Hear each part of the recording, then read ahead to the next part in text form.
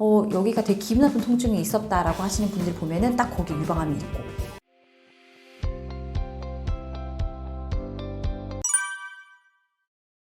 유방암은 일단 생활 습관을 비롯해서 환경적인 영향을 굉장히 많이 타는 암이라고 생각을 하거든요. 우리 여자분들의 출산율도 낮아지고 결혼도 일단 안 하고 있는 것도 되게 크고요. 제가 저희 환자분들 되게 모셔서 여쭤보면은 결혼 안 하신 30대, 40대 분들이 굉장히 많아요. 근데 그게 정말 이상하지 않을 정도로 굉장히 많고요. 그래서 그런 분들에서 유독 유방의 혹두도 되게 많이 발견이 되고 있고, 그 다음에 또 결혼을 했더라도 늦게 하신 분들이 많고요. 그리고 그분들 중에서 아기가 안 생겨서 호르몬 치료하시는 분들이, 그러니까 시험관 준비하시는 분들도 되게 많아요. 그리고 그거 외에도 조기 폐경 오셔가지고 이른 나이에 호르몬 치료하시는 분들이 많고, 근데 그런 분들에서 유독 유방 혹이 굉장히 많고, 그 혹 중에서 암으로 갈 수 있는 혹들이 되게 많이 나오고 있는 걸 봤을 때 환경적인 영향이 진짜 큰 것 같습니다. 늦은 결혼과 늦은 출산, 수유도 그러면 더불어서 안 하게 되고, 일단은 그런 모든 면, 인위적인 호르몬 피임약도 많이 드시고, 그 다음에 호르몬 치료 많이 하시고,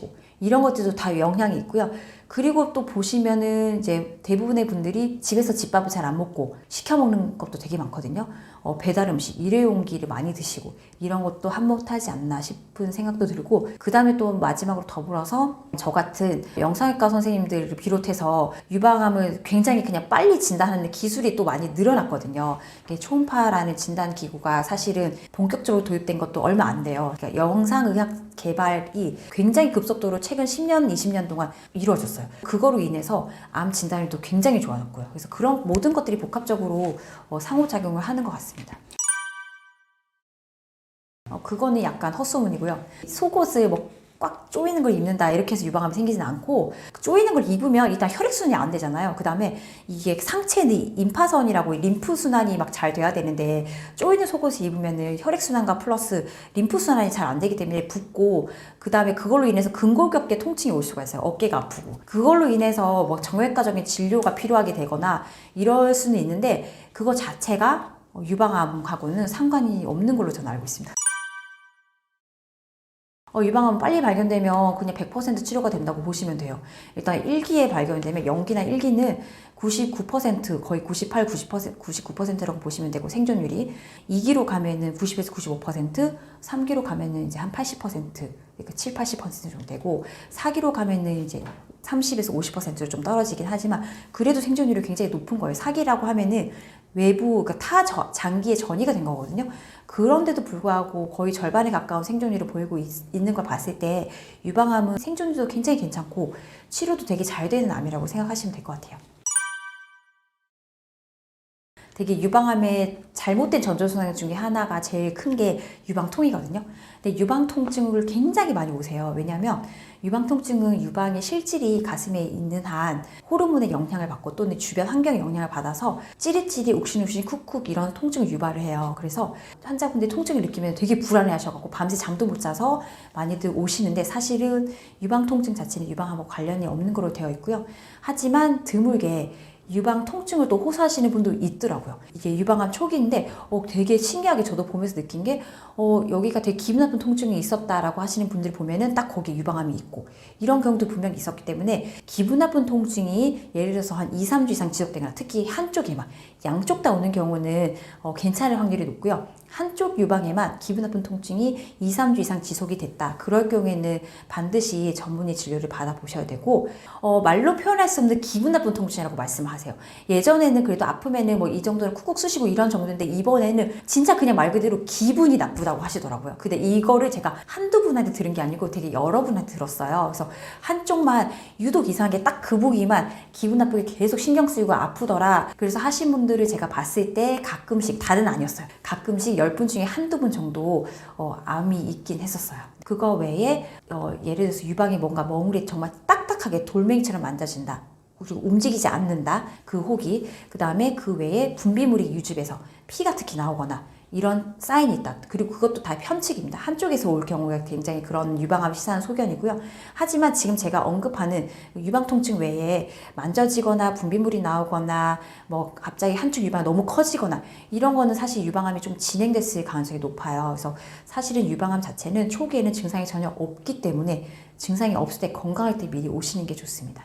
이게 유방암 같은 경우는 생리를 시작한 나이라면 일단 노출이 되는 거기 때문에 검사를 시작을 하셔야 되는데 사실 그래도 10대까지는 초음파를 해보면 거의 정상이 나오긴 하는데요. 하지만 저는 그래도 10대 분들도 많이들 와요. 만져서 오거든요. 근데 그런 분들을 제외하고는 보통은 20대부터 유방 초음파는 일단 여자라면 20대부터는 한 2년에 한 번씩은 하시는 걸 권고드려요. 왜냐하면 20대 유방암 분들도 꽤 많이 나와요. 그리고 다 그분들 건강검진에서 발견되시거든요. 그다음 30대가 되면 1년에 한 번씩 정상인이라도 1년에 한 번씩 하셔야 됩니다. 1급 발암물질로 알려져 있는 술, 담배. 이거는 당연히 말할 것도 없이 발병의 원인이 당연히 되고요. 그거 외에 유방암과 좀 연관이 있는 경우라면 이제 비만이 들 수가 있습니다. 비만 같은 경우는 지방세포가 과다하게 많아지면 그 지방세포에서 에스트로겐 호르몬이 분비를 시켜요.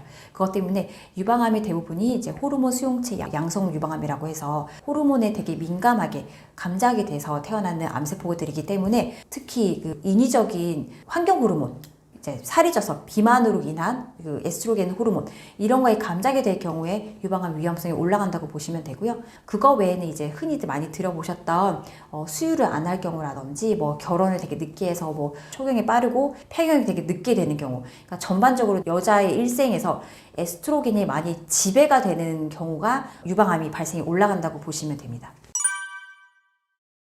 그래서 유방암을 유발하는 음식 같은 경우는 말 그대로 살찌는 거를 피하셔야 되거든요. 그래서 튀김류는 정말 몸에 안 좋거든요. 튀김 자체가 그냥 지방세포를 막 키우는 거라고 생각하시면 되니까 튀김은 정말 최악이라고 생각하시면 되고, 그거 외에 술도 절대 드시면 안 되고, 그러니까 술은 뭐 음식이라기보다는 그저 기호식품이니까 일단은 술 자체는 일단 금주하시는 게 좋고요. 유방암하고는 정말 밀접한 관계는 튀김, 살찌는 음식, 햄버거, 피자 이런 것들이라고 생각을 해요. 좋은 음식은 정말 그 반대로 몸에 좋은 것들, 즉 채소류라고 생각을 하셔야 되고 되게 가깝게 생활을 하셔야 돼요. 많이 먹으면 많이 먹을수록 좋고요. 이거는 유방암뿐만이 아니고 모든 암에 해당이 됩니다. 그 다음에 오메가3 이런 것들도 어쨌든 이 항산화 물질과 연관이 되어 있으니까, 그러니까 혈관병 자체도 암하고도 관련이 되어 있거든요. 그래서 혈관을 깨끗하게 유지하는 게 모든 암과 멀어지는 중요한 습관이기 때문에 이런 이제 오메가3 좋은 음식, 베리류 이런 것들 다 좋다고 생각을 합니다. 유방암을 예방하는 거는 사실 저는 첫 번째로 말씀드리고 싶은 거는 건강할 때 건강검진을 정기적으로 진단하시는 것 말고는 사실 제일 큰 거는 그거 말고 없다고 보거든요. 왜냐면 제가 실제로 그런 걸 많이 보고 있고, 환자분들이 이제 오셔가지고 검진을 함으로써 유방암 생각지도 못한 걸 암으로 갈 수 있었던 혹들을 다 예방을 하고 있으니까 그게 진정한 예방의 과학적인 효과라고 저는 생각을 하고 있고, 그거 외에 예방할 수 있는 방법은 보조적인 수단으로 제가 말씀드렸듯이 식습관, 몸에 좋은 음식들 드시고 좋은 그 생활습관인데, 이거는 예를 들어서 수면도 되게 좋다고 되어 있어요. 적절한 수면 습관이 유방암에 굉장히 예방적 효과가 되어 있다고 있거든요. 그러니까 잠을 많이 못 주무신 분들은, 수면 부족이신 분들은 유방암 발병률이 올라간다고 되어 있어요. 실제로 이건 연구도 나왔던 거고요. 그래서 이런 수면 습관, 그 다음에 규칙적인 운동, 그 운동 같은 경우도 일주일에 4시간 정도, 그러니까 즉 보통 보면은 하루에 한 30분이긴 한데 저는 그게 좀 힘들다 싶으면 하루 20분이라도 열심히 뛰라고 말씀드리거든요. 그 정도 뛰면은 유방암 발생률이 확실히 낮아진다고 되어 있어요. 그래서 이런 모든 것들을 종합했을 때 유방암 예방하기에는 굉장히 좋은 것들이 이런 몇 가지들, 건강검진, 그러니까 초음파 같은 것들이죠. 플러스 생활습관, 식습관 이런 것들이라고 생각합니다.